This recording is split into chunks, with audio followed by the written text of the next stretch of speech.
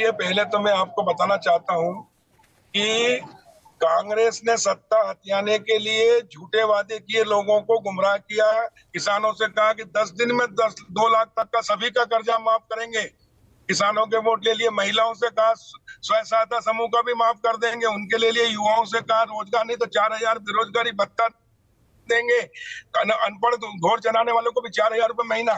मर्दों से, दिव्यांग से, विधवा महिलाओं से, माता बहनों से कहा कि 1,000 पेंशन करेंगे और दैनिक वेतन भोगी से कहा रेगुलर करेंगे। इतने वादे किए जो कभी पूरे ही नहीं हो सकते, क्योंकि इनको ये पता था कि सरकार तो हमारी आना नहीं है, तो कम से कम इतने ही वादे कर लें कि जिससे कि विपक्ष की स्थिति बन जाए, कुछ जीत जाए।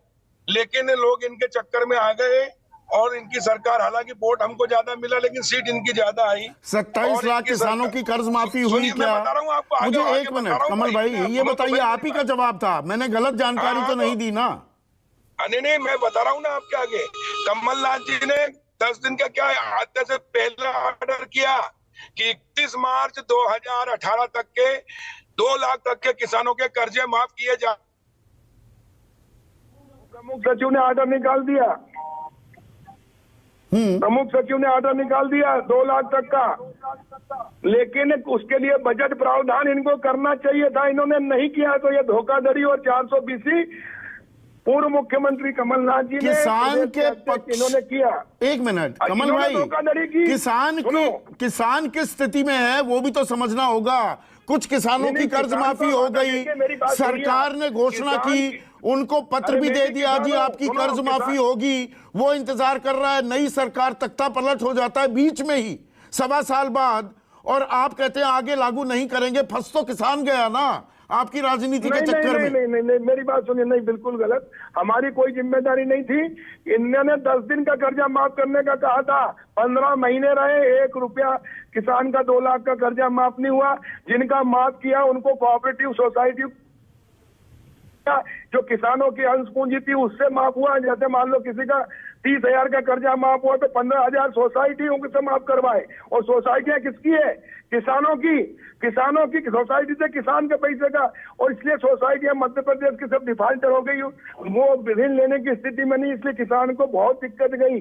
दिक्कत हो रही है ना आज की तारीख में, किसान बीज और खाद नहीं खरीद पा रहा है ना कमल पटेल।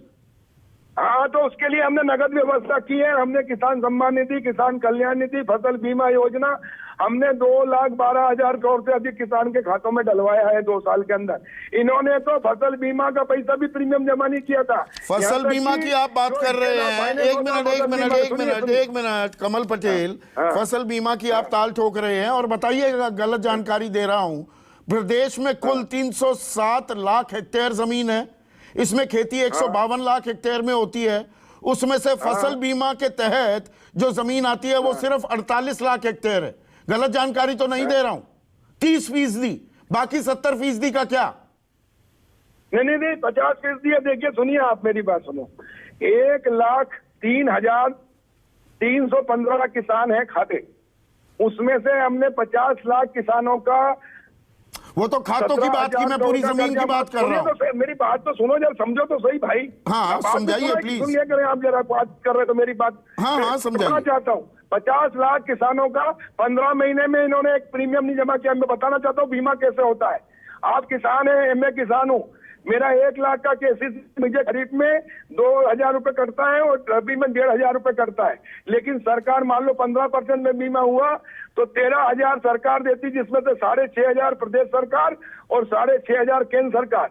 लेकिन कमलनाथ जी की कांग्रेस सरकार ने 15 महीने में 1 रुपया प्रीमियम जमा नहीं किया, बल्कि उल्टा स्केल ऑफ फाइनेंस का 100% बीमा होता था, उसको 75% बीमा में तो कंपनियों की चांदी हो गई ना, किसान के पल्ले हाथ क्या लगा कमल पटेल? अरे सुनो तो सही, आप मेरी बात तो सुनो। हाँ। तो उसके कारण 15 महीने में इन्होंने एक पैसा जमा नहीं किया। मुख्यमंत्री शिवराज जी के बनते से ही 1 सप्ताह के अंदर उन्होंने पैसा जमा किया प्रदेश के हिस्से का, तो केंद्र ने भी जमा किया, तो 7,500 करोड़ बीमा मिला। वो बीमा मिलना था 9,500 करोड़, अगर वो स्केल ऑफ फाइनेंस का जो भाजपा सरकार में था वो लागू होता। लेकिन 2,000 प्रीमियम कितना पे किया सरकार ने? केंद्र और राज्य ने मिलकर प्रीमियम कितना पे किया? 7,500 करोड़ का मुआवजा मिला, पैसा कितना दिया गया ये तो बता दीजिए। कहानी तो वहां है। हाँ मैं बता रहा हूँ, कहानी वही बता रहा हूँ आपको। सुनिए आप, 832 करोड़ 13 लाख रुपए किसानों ने प्रीमियम जमा किया 16 से लेकर 20-21 तक। सुनिए जरा, 3,832 करोड़ 13 लाख। और हमने जो बीमा दिया है 24,503 करोड़ 53 लाख। 3,832 हैरत अंगेज आंकड़ा बता रहे हैं कमल पटेल आप। और 24,503 करोड़ से अधिक राशि हमने किसानों के खातों में डाली है। ये तो किसान आप कह रहे हैं खुशहाल है। 45 पैसे में प्रति किलो लहसुन बेचने पर भी मजबूर हुआ, 2 रुपए प्रति किलो प्याज बेचने पर भी मजबूर है कि नहीं? माननीय बिल्कुल सही कह रहे हैं आप, लेकिन सुनो, मांग और पूर्ति के ऊपर रेट चलते हैं। मांग ज्यादा है, पूर्ति कम है तो रेट घटेंगे, पूर्ति ज्यादा है, मांग कम है तो रेट बढ़ेंगे। तो यही तो सरकार की इंटरवेंशन की दरकार होती है, यही तो सरकार हस्तक्षेप करेगी।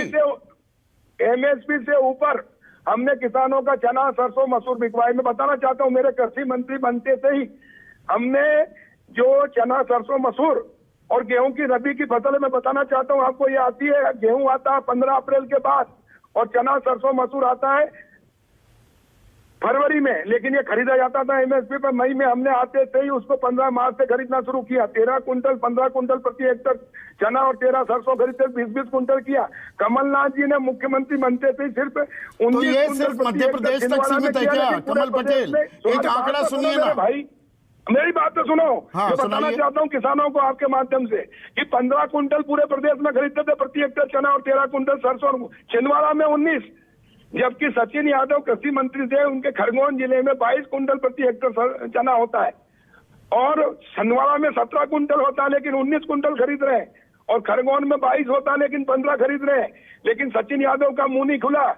जब मैं कृषि मंत्री बना, मैंने 22 कुंटल थोड़ा बाकी राज्यों से भी कमल पटेल तुलना कर लेते हैं। अरे सुनिए, जो कर्ज माफी की दर है, 1 मिनट सुनिए ना, छत्तीसगढ़ में 100%। तो फिर बात काय के लिए कर रहे हैं भाई?